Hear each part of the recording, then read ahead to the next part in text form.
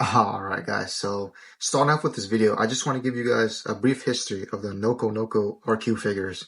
So back in the day, during Seed's infancy, during the 2002s, Bandai tried their hand at a variety of merch in order to appease the newer generation into getting to UC and the franchise as a whole. One of these lines actually was although it was short-lived, it was the Nokonoko RQ line, which I have right here.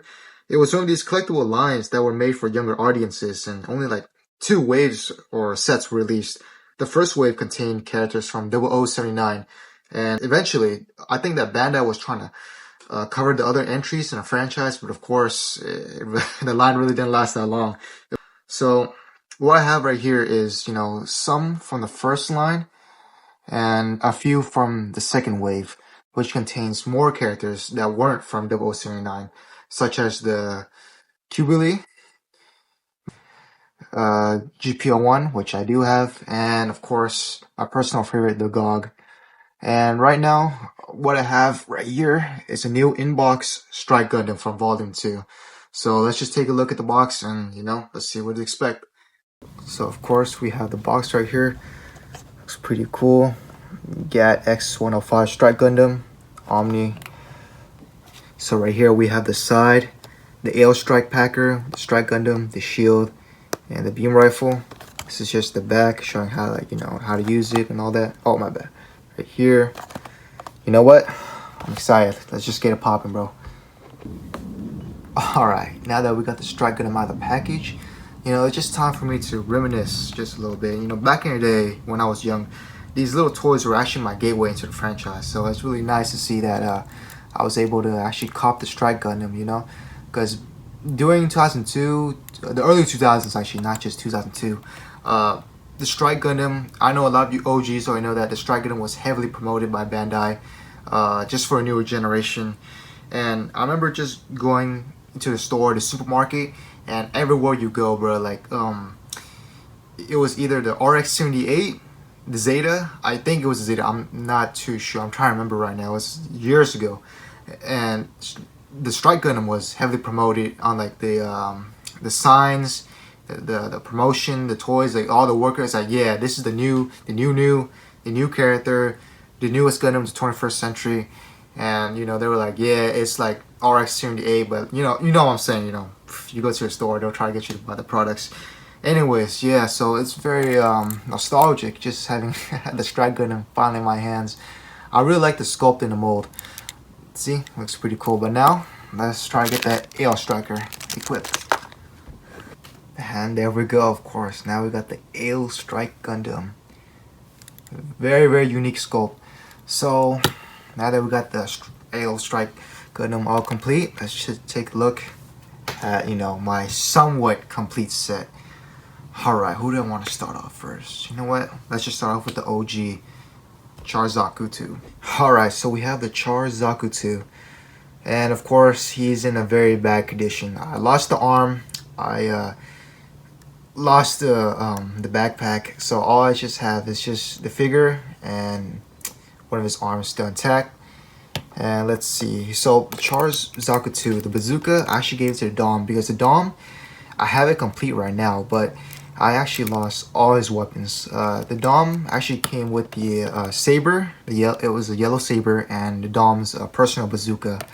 But of course, since I don't have all those weapons, I just gave Char-Zaku-2 the bazooka to our little friend Dom over here. See, look at the sculpt. Looks really nice. Yeah, so back in the day, I remember these little toys were actually like I think only like $4 if I remember. I'm trying to convert it to USD. It was fairly cheap, and to see Bandai actually give all these, look at the paint. See, the paint and sculpting looks very unique, and to see that Bandai actually just went the extra mile for like these really cheap toys is actually kind of cool. It's something that they probably won't do nowadays, since they have a lot more IPs to work on. But anyway, so right now we have my personal favorite, the GOG. The GOG actually have everything. The little jetpack is pretty cool. See, I really like how they actually made this kind of sharp, but I think it just dulled out over the years. The GOG, yeah, nice. Super nice. So the arms are actually interchangeable. The GOG actually came with the these two separate interchangeable arms for that one scene where like the arms were actually curled up. If you guys remember that one episode. So right here we have the GP01 full vernier, or full vernier, or depending how you call it. I really like the paint apps on this. It looks really nice. You probably already noticed that the beam rifle actually has the same mold as the Strike Gundam's beam rifle. Barely anything changed, but still cool nonetheless. Look at the head and all that. Let me just look at the back. Right now, I actually lost the backpack for the verniers.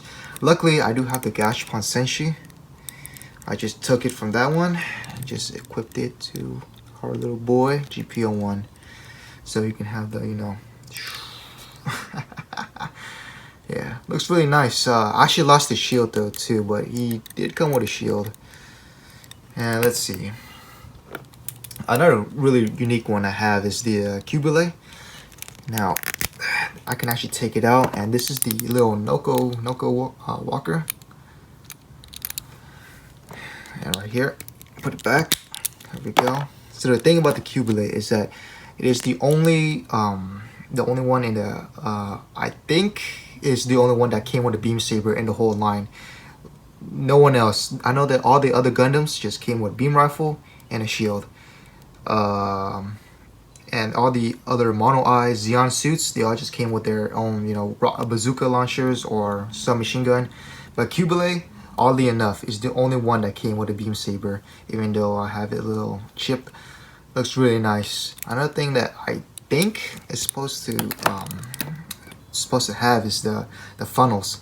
I'm not sure the funnels actually came with the Cubile. It's been, you know, a very long time, so either I lost it or it just didn't come with it. But yeah, the Cubile is very nice. It has a 360 arm movement. You can see it's a little loose because I used to play with it like a lot. Really nice. The back piece, the hair is also removable for some odd reason. But yeah, this one looks really nice, even though it's a little damaged over the years. So now that we have almost, you know, all the cool ones that I think, in my opinion, I just kind of want to, you know, test out the backpack changing mechanic. See, earlier I said that all the Nokonoko walkers have the same pegs, so you can just interchange the backpacks if you want. Let me see, try to have the GOG with the AL Striker. See, pretty cool. What do I want to call you now, huh? The AL GOG? I'm not sure that works. Let's see. How about let's give Dom's little backpack jet boosters to Strike Gundam. I guess it doesn't really fit. It's a little too small. Let's see. How about I'll give the Strike some funnels. No, it doesn't fit either. Okay, so I might be wrong then. Maybe some of them fit and some of them don't. Let's see. Oh, this one fits. Yep. What a turbo jet booster. Okay. Alright. Let's see. Alright, now I just want to give a little bit of my thoughts on why I think this line kind of failed. So earlier I told you guys, you know, the story of, you know, when you go to a supermarket or, oh, Strike Gundam moving. Damn, you're walking. Oh, why are you walking backwards? I bet. Let me see if we can walk forward. Nah, let's see. Yeah, see when he walks, he's supposed to have that, you know, goofy ass, okay, never mind. Alright, anyway, so back in the day, right? Oh, walking again. So back in the day, when you go to a supermarket, right, you have all these brands, all these variety of toys that you can buy. And I believe that the reason why this line actually failed, even though it had a very interesting gimmick and execution, it failed because if you go to a store, you can either pick up one of these for $3, or you can, you know, pick up Mobile Suit in Action for, I don't know, like what, $10 back in the day, $10, $15. You have an action figure, and if you want to go the extra mile, right, you can probably get a, you know, one of the seed kits back in the day. You know, those collection kits, the no grade 1/144. Those were fairly cheap too. So there was a lot of options that you can pick. And you know, most of the kids, I remember when they just went to the store. You know, when you're a kid, you're gonna want something that's cool, that's amazing. You know, something that you can play with. And most kids, my age back in the day, we would just go in the store, pick out the model kits, the figures, you know, the mobile suit actions and all that. Because you know, when you buy those model kits, right, it's your gateway into the hobby. And once you like it, you'll be like, yeah, this is cool. I want to buy more. I want to, you know, keep expanding my collection. But these little guys over here, like, they don't really hit the same as a model kit. But that's not a bad thing, actually. It's pretty cool that, you know, they have their own gimmicks. But like I said, you know, if you're a kid going to a store, you're definitely gonna want to pick, like, you know, an action figure of your, you know, your favorite Gundam, like moves to an action or something like that, or you know, just a kit, a high grade 1/144, or you know, the C no grade line, which is, you know, very popular back in the day, and that's why I think the line kind of failed. But you know, it's very, very unique. Like I said, the sculpting, the paint apps are very nice. But I think another thing that why the line kind of failed is because, oddly enough, all the Xeon mobile suits are very very nice to look at. They're more, how do I say it? They're more cooler than the Gundams, because the sculpting with the Gundams, right? As you can see right here, the AO Strike and the GPO-1, I know that they're not the same you know, mobile suits, but they share the same mold. So you know, once you go to the store, you're like, yeah, if I have one of them, I pretty much have the other. Because you know, if I buy Strike or him, it's the same thing. It's just, you know, different sculpting, yeah, but the mold is fairly the same. They all have that, you know, big chunky head, and sometimes they have a very limited movement with their arms. But you know, with the Xeon mobile suits, you get all these unique molds. Like, well, look at the Dom. The Dom, the GOG, they're vastly different. You know, like I said, really nice, really nice. Yeah. And another funny thing to notice, I noticed that you know, a lot of kids back in the day, they don't really like the mono eye suits, because I remember just going to the store, people were gonna be like, yeah, these mono eyes, they're bad guys. The Gundams, they're the heroes. But it's not so simple like that. So yeah.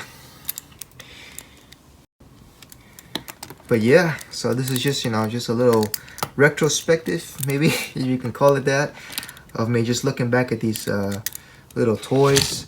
I wouldn't want to call them a relic, but yeah, these toys were from 2002, but they actually you know, look really nice to this day, with all the paint and details and all that.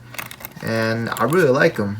They're really cute too. They remind me of the SD Gundam line, but not really. You know, all these, you know, deformed looking legs, arms, big ass head. Yeah, they're kind of cute. But yeah, that's it for today, guys. Peace.